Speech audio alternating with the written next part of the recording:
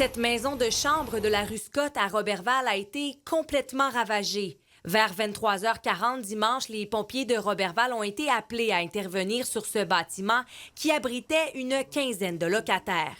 Il y avait au moins 4 gros camions de pompiers, plus 2 voitures de service. Il n'y a pas personne de blessé, tant mieux. La fumée sortait toujours par les fenêtres lundi avant midi. C'est d'ailleurs du 2e étage qu'une personne à mobilité réduite a été secourue. Elle a été sauvée in extremis. On a dû déployer des pompiers avec des échelles portatives à une fenêtre pour aller chercher la personne, puisque notre échelle aérienne ne pouvait pas s'y rendre à cause des fils électriques. Des enquêteurs et des techniciens en scène d'incendie étaient sur place lundi pour tenter d'identifier la cause de ce feu qui est considéré suspect selon les policiers. Le maire de Roberval se désole de voir la scène. Croix-Rouge, c'est quoi, 3-4 jours?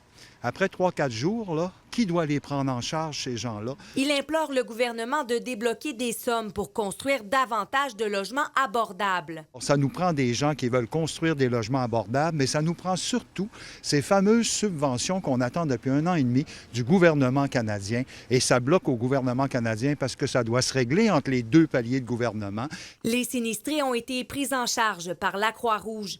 La Ville et les organismes se disent déjà à pied d'œuvre pour trouver des solutions à long terme. On sait que par les temps froids, notre refuge est plein, à pleine capacité, même qu'on déborde, on ajoute des lits. Alors, comment trouver des endroits pour loger? Donc, c'est la question sur laquelle on réfléchit présentement, là. On est plus qu'inquiet. On se demande où on va pouvoir les relocaliser. Maintenant, ça va être, oui, au niveau du logement, mais tout ce qui est vestimentaire, meubles, les papiers d'identité, les formulaires, mettons les comptes de banque, si les cartes sont brûlées, bien, il faut tout recommencer. Le bâtiment est une perte totale.